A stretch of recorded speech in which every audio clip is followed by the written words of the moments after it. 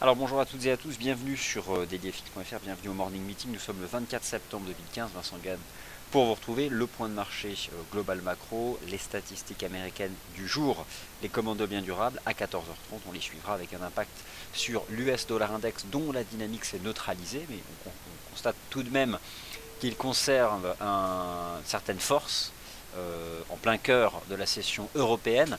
On va parler du CAC, du DAX avec des canaux chartistes baissiers. Je vais vous épargner l'introduction fondamentale, hein. Je vous l'ai déjà proposé tout à l'heure dans le Good Morning Euro-Dollar. Vous prenez quand même connaissance de l'avertissement sur les risques liés au trading si vous investissez sur les devises ou les CFD. Bon, je vous rappelle que le marché a en tête la conférence de presse de Mario Draghi devant la Commission européenne.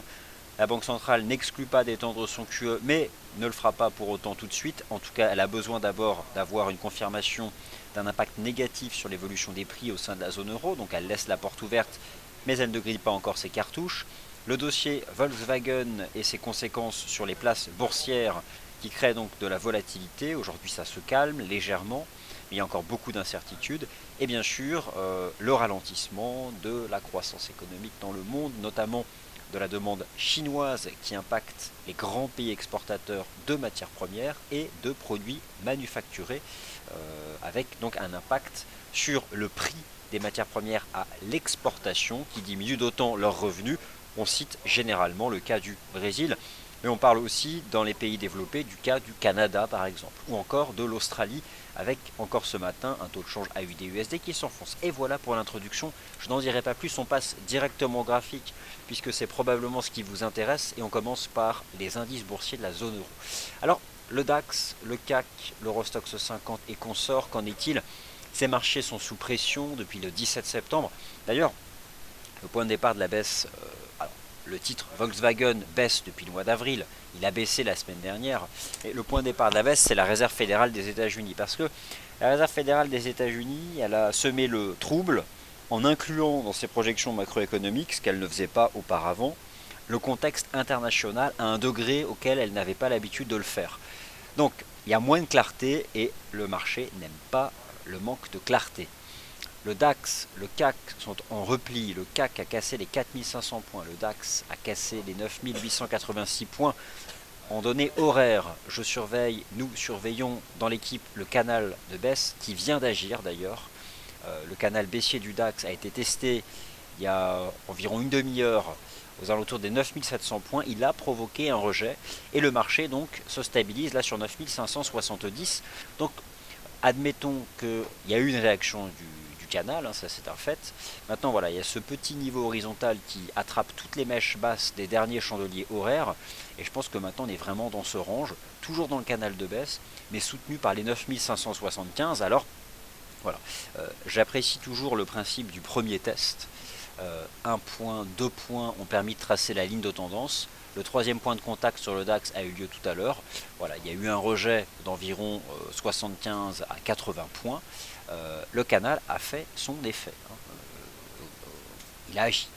Un rejet, mais voilà, maintenant je dirais que le DAX c'est neutre entre ces 9720 points et les 9575. Il va falloir sortir de ce range pour reprendre une phase directionnelle. Admettons que tant qu'on est dans le canal, le risque c'est d'en sortir par le bas de cette phase de range. Donc ça c'est le cadre technique intraday du DAX, il est particulièrement limpide. Je vous invite, si ce n'est pas le cas, et si vous vous intéressez au CFD GER30, à charger vos chandeliers horaires, à appliquer simplement le canal de baisse et ces deux niveaux horizontaux, 9575 et 9723, ça suffira largement pour attraper des points sur ce marché. Ça, c'était le topo sur le DAX. Je vais parler du dollar US, je vais parler des paires majeures de la UD-USD. Je parlerai de l'euro AUD, je l'ai entrouvert tout à l'heure dans le Good Morning Euro-Dollar, alors que pourtant ce n'est pas l'objet de cette émission, mais je le traiterai plus largement dans le Morning Meeting. Avant de parler de l'US Dollar Index, on va parler du CAC. Bon, forcément, comme à l'accoutumée, moins propre que le DAX, ça c'est sans appel. Il n'en reste pas moins que le CAC a donné un signal swing vendeur en cassant les 4500 points. en sortant par le bas d'un range dans lequel il évoluait depuis la fin du mois d'août entre 4500 points et 4690 points, la demande chinoise, la réserve fédérale des États-Unis, le manque d'empressement de la Banque centrale européenne de donner des détails sur une extension possible de son programme de quantitative easing, le choc microéconomique Volkswagen et l'incertitude que cela représente à la fois pour l'industrie automobile zone européenne, pour l'image de manière générale des actifs financiers risqués de la zone euro et surtout l'impact encore incertain sur le marché de la dette d'entreprise. On sait que Volkswagen est en tout cas est sur le podium des plus gros émetteurs de dette d'entreprise au sein de la zone euro. Alors forcément, on peut imaginer que ces papiers de dette auront plus de mal à trouver acheteurs après un tel scandale. Il y a de l'incertitude, les places boursières de la zone euro restent sous pression. Le schéma technique que je viens de vous décrire sur le DAX, ce canal baissier en données horaires, et ces deux niveaux horizontaux 9575 et 9720 se retrouvent sur le CAC. Alors le CAC, lui, n'a pas testé ce matin la partie haute du canal, donc c'était vraiment sur le DAX qu'il y avait un point de short tout à l'heure. Le voici, hein, les 9000, je le remontre, hein, vraiment lorsqu'on s'est approché, donc c'était là, hein, c'était vraiment il y a une demi-heure environ. Maintenant, si le DAX il recasse les 9574, autant vous dire qu'il retombe à 9500. Hein. Mais voilà, pour l'instant, on est vraiment donc dans ce range. Je le surveille avec attention. Le CAC. Le CAC, je conserve désormais un biais négatif, c'est le jeu sous les 4500 points, puisque l'objet de toute façon de mon analyse avait été de dire qu'on était en range et qu'on pouvait en sortir par le haut ou par le bas. Bon, bah, sans appel, on est sorti par le bas. Donc, tant que le CAC se maintient sous les 4500 points, le risque c'est de revenir chercher les 4400, mais derrière de carrément retomber vers les 4325. Ça, c'est le scénario à envisager. Sur le court terme, comme le DAX, la situation elle s'est neutralisée, mais elle s'est neutralisée dans un canal de baisse. Donc, jusqu'à preuve du contraire, c'est une figure de range en plein cœur d'un canal baissier, donc la probabilité la plus forte, je dirais, c'est d'en sortir par le bas. Le marché aurait pu en sortir par le haut, je pense, hier, si Mario Draghi avait été beaucoup plus tranchant devant la Commission européenne, ce qui n'a pas été le cas. Concrètement, lors de sa conférence devant la Commission européenne, Mario Draghi il a indiqué qu'il était beaucoup trop tôt pour savoir si les risques actuels peuvent remettre en cause la situation économique au sein de la zone euro. Donc, elle n'est pas pressée, la Banque Centrale Européenne. Il est beaucoup trop tôt pour elle de donner des détails sur l'augmentation de son programme d'achat de titres de dette. Alors, la dette des États, la dette des entreprises dont les États sont majoritaires. Admettons que si les choses s'amplifient d'ici la prochaine réunion de la Banque Centrale Européenne en octobre, la donne, les mots pourraient changer. En tout cas, ce n'a pas été suffisamment impactant. Donc, sur le DAX et le CAC, je surveille ces ranges, toujours donc dans le développement de ce canal de baisse, dont le DAX a testé il y a environ une demi-heure la partie haute. Voilà, j'espère que c'est suffisamment clair comme approche. Maintenant, l'US Dollar Index est étonnamment fort. J'avais adopté une vue de marché positive lundi. J'envisageais et j'ai maintenu ma vue de marché positive tant qu'on se maintenait au-dessus de cette ligne de tendance haussière. Le marché l'a quitté ce matin durant la session asiatique, ce qui m'a amené à adopter une vue de marché neutre. Il y avait une divergence, mais c'est tellement fort que cela n'a fait que ralentir la baisse, et là j'observe avec étonnement la reprise de la hausse du dollar US qui, au fond, si les chiffres des commandes de biens durables aux États-Unis cet après-midi surprenaient positivement le marché, à l'image d'ailleurs hier de l'indice PMI manufacturier aux États-Unis qui, à 15h45 hier, est ressorti au-delà des attentes. D'ailleurs, ce qui a surpris aussi hier le marché, c'est les bons chiffres en France et les mauvais chiffres en Allemagne. Bon, je dirais que c'est un peu dans l'air du temps avec le scandale Volkswagen.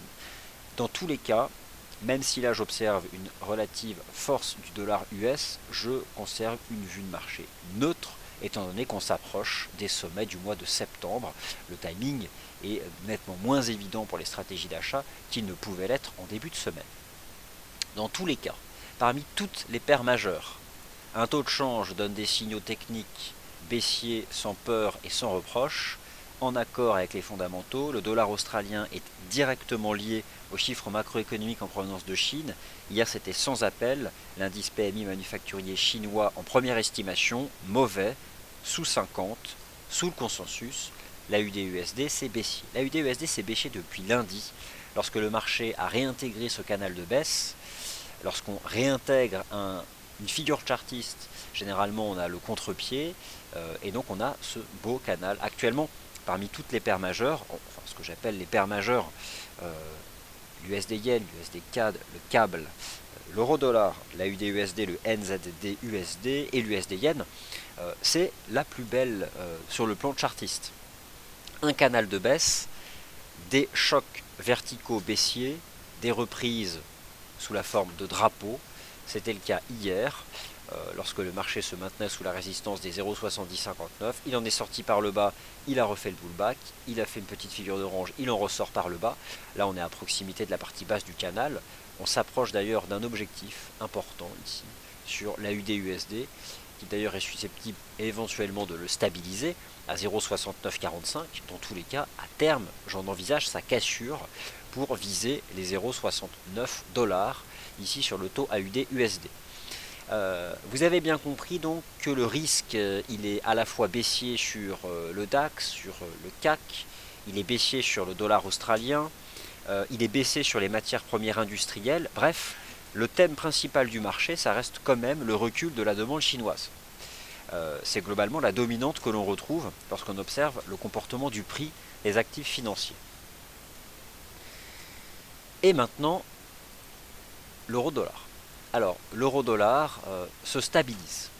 Il a baissé depuis la Réserve fédérale des États-Unis le 17 septembre dernier par un processus fondamental assez complexe, puisque la Fed n'a pas monté ses taux, elle ne les montera pas cette année, mais elle a abaissé ses projections macroéconomiques. Et pourtant, le dollar américain a monté, parce que si la Fed abaisse ses projections macroéconomiques, le marché raisonne de la façon suivante: les autres banques centrales vont en tenir compte, vont elles-mêmes revoir leurs perspectives macroéconomiques, ce qui amène le marché à envisager que les banques centrales qui actuellement sont au cœur d'un cycle monétaire accommodant, elles sont susceptibles de le renforcer. La Fed, dans le pire des cas, maintiendra sa politique stable.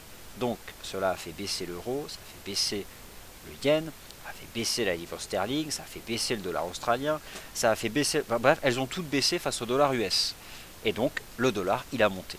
Je dirais presque mécaniquement, sans forcément un positionnement propre vis-à-vis de la monnaie américaine. L'euro-dollar, il se stabilise justement parce que la Banque Centrale Européenne a indiqué qu'il était trop tôt pour entreprendre une augmentation de son programme de rachat de titres de dette.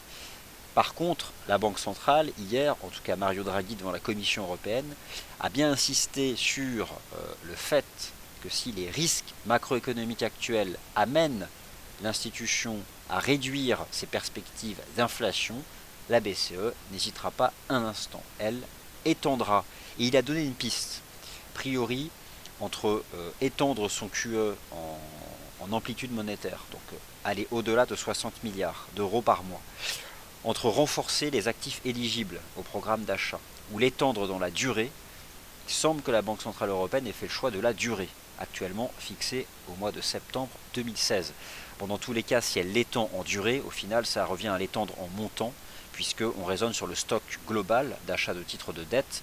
Et actuellement, le marché y raisonne de la façon suivante: 60 milliards par mois jusqu'en septembre 2016. Alors si on l'étend de 6 mois, eh bien on rajoute 6 fois 60. Donc au final, c'est aussi une extension monétaire. Ce qui amène donc davantage de création de monnaie et donc forcément la baisse de l'euro. Le taux de change euro-dollar, il s'est stabilisé. Alors là aussi, sur le plan de l'analyse technique, cette fois-ci, il y avait un niveau qui a été approché par le marché. 1,1105 au plus bas. Le niveau technique, c'était 1,1087 $. Le marché s'est repris. Ce matin, quelqu'un m'a posé la question: y a-t-il une figure de creux actuellement en construction, en épaule, tête épaule? Moi, je vous ai proposé depuis un article sur notre site mentionnant les deux cas de figure possibles. N'accordons pas forcément une confiance énorme à une structure de creux. Je dirais que le point commun, c'est le niveau des 1,1215 $. D'ailleurs, depuis ce matin à l'ouverture de la session européenne, il y a un niveau technique que le taux euro-dollar teste, c'est 1,1215. Et pour l'instant, on reste en dessous. Donc, on attend le dollar US. On a une compression sur l'euro-dollar assez nette, avec ce petit canal haussier en place depuis hier, et la conférence de presse de Mario Draghi devant la Commission européenne, et donc la résistance horizontale des 1,1215 $. J'espère que je ne parle pas d'envie depuis tout à l'heure, je jette un œil, non c'est bon. Donc voilà, on est dans cette compression. Si jamais on accélère, on ira chercher 1,1270, c'est la cible théorique de la pattern. Mais tant que le marché n'inscrit pas un cours de clôture au-dessus de la résistance, il y a la possibilité aussi d'en sortir par le bas. Là, c'est complètement neutre, c'est hyper comprimé l'euro-dollar entre cette ligne de tendance et le niveau horizontal. Alors, l'euro-dollar, il est neutre, mais il a tendance à se reprendre depuis hier. Je vous ai expliqué donc que l'AUD-USD était baissier. Alors, il existe sur le marché des changes ce qu'on appelle des paires croisées. Une paire croisée, c'est une paire de devises qui n'a pas une cotation qui lui est propre, mais qui dérive de la cotation de deux monnaies face au dollar américain. La cotation de l'euro AUD est une conséquence directe de la cotation du taux de change euro-dollar et du taux de change AUD-USD. C'est donc sans surprise que l'euro AUD est une des paires les plus fortes du marché des changes depuis quelques heures. Alors, malheureusement, il n'y a plus de timing. Je dois l'admettre, il n'y a plus de timing. Donc, je vais là m'adresser à ceux éventuellement qui auraient pu bénéficier de la cassure haussière qui a été donnée probablement lorsque beaucoup d'entre vous dormaient entre 5h et 6h du matin ce matin, à la cassure des 1,60-20 $ australiens. C'est souvent le cas avec les paires en dollars australiens. Les signaux sont donnés durant la session asiatique, là, à la fin de la session asiatique et à l'ouverture de la session européenne, et généralement on dort. Sauf pour ceux qui se lèvent à 4 ou 5 heures du matin. Dans tous les cas, j'ai une conviction, c'est que l'euro AUD peut monter encore d'environ 80 pips. Malheureusement, le stop là, il est beaucoup trop éloigné. Donc c'est trop tard. C'est comme ça. Par contre, si vous êtes à l'achat sur l'euro AUD, objectif aujourd'hui 1,6185. Notez bien 1,6185. Je vais surveiller et j'espère donc que cet objectif sera fait. Alors, ça c'est ce que je pouvais vous dire sur les paires majeures, sur cette paire croisée que j'ai choisie. Bon, le NZD-USD, pas grand chose à vous en dire, j'en parle tous les jours, c'est un range 0,6240 $, 0,64 $. On avait fait le piège, on a réintégré, je visais précisément les 0,6240, ça a été fait hier, je suis neutre. Le GBP-USD, rebond technique, mais je reste baissier. Tant qu'on se maintient sous les 1,5330, je vise toujours un repli en direction des 1,5190. Par contre, voilà, on dérive. Là, on se reprend en fait. On se reprend dans cette zone comme ça, là. Probablement un espèce de drapeau. Un espèce de drapeau. Donc on se reprend, on se reprend, on se reprend. Et j'ai le sentiment que cette ligne de tendance pourrait agir à la baisse et réenclencher le mouvement baissier ici en direction des 1,5190. Alors, le taux USD Yen. Le taux USD Yen, c'est un range dans le range, un triangle symétrique, un rectangle, parfaitement neutre entre 119,70 et 120,23. Pas grand chose à dire. Le CAC, ok, c'est baissier, le DAX, c'est baissier, écoutez, c'est sans appel. D'ailleurs, j'ai l'impression que le DAX est en train de casser son support, et voilà, donc bon. Le DAX, voilà, si on fait une clôture H1 sous les 9570, eh bien, c'est retour à 9500 et 9480. Bon, de toute façon, c'est simple, on est dans le canal de baisse, on a testé l'autre canal, c'est bear, et c'est over baissier. Allez, chers auditeurs, j'en dirai pas davantage ce matin. Par contre, je regarde vos questions immédiatement.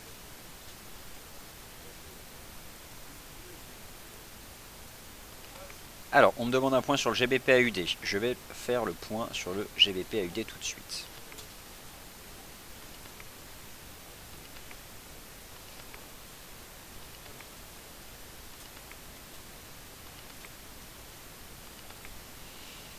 Alors, le GBP-AUD, je vais le chercher tout de suite. Et lui aussi donne un signal positif ce matin, sans faille, très proche d'ailleurs de l'euro AUD. Le marché a réintégré ce canal de hausse. Hier, j'ai expliqué que la dynamique s'était neutralisée depuis qu'on était sorti de ce canal dans ce range.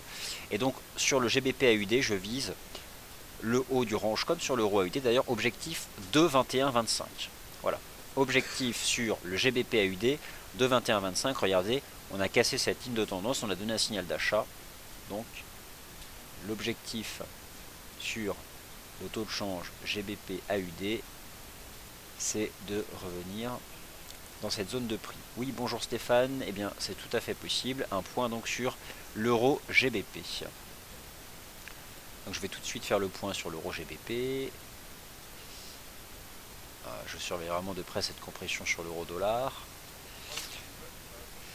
Alors l'euro GBP, il y a un article sur le site, c'est haussier. C'est comme ça, c'est haussier. Il y a eu un piège le 22 septembre. Donc lorsque le marché piège, il y a un contre-pied. On a réintégré 0,7240. La livre sterling est sous pression. Il y a une cassure sur le RSI H4, c'est haussier. En effet, on devrait pouvoir remonter à 0,7360 et 0,74. Bon, étant donné que je suis tombé dans ce piège baissier, je ne suis pas forcément à jour, mais j'admets qu'on est en train de dépasser cette oblique de tendance, revenir dans cette zone, pourquoi pas, maintenant on est vraiment plus proche des supports. Il y a encore du potentiel, donc revenir chercher ces 0,74, pourquoi pas. Yoav vous a proposé un article sur notre site qui sera probablement beaucoup plus à jour que ma vue de marché.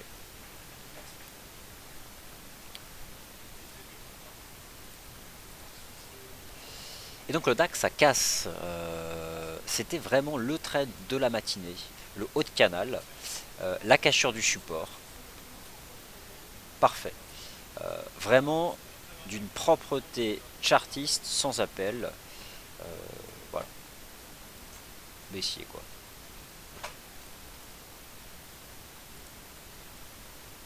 Alors, celui-là je le surveille vraiment de près. Hein.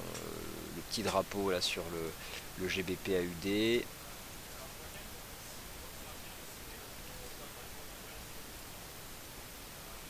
Voilà.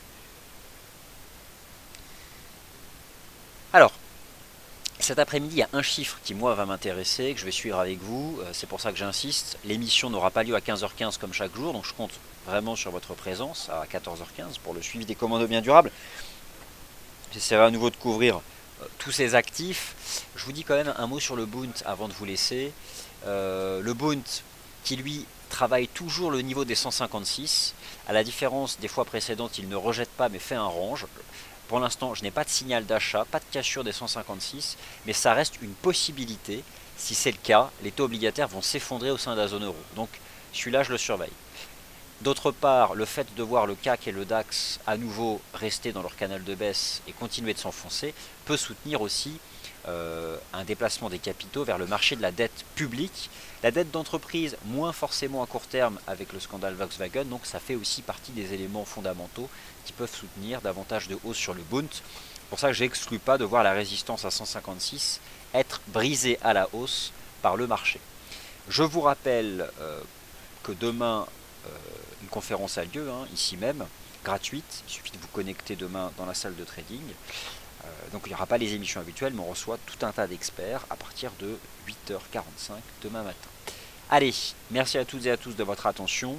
Je vous souhaite un bon appétit. Prochain point de marché avec Sylvain à 13h. Le 13h des day traders, il reviendra sur la configuration du DAX en intraday, entre autres, mais pas seulement. Quant à moi, je vous retrouve donc à 14h15 pour les commandes de biens durables, le dollar US, les places boursières américaines, les paires majeures et au final, tous les actifs qui vous intéressent. Merci beaucoup et à tout à l'heure.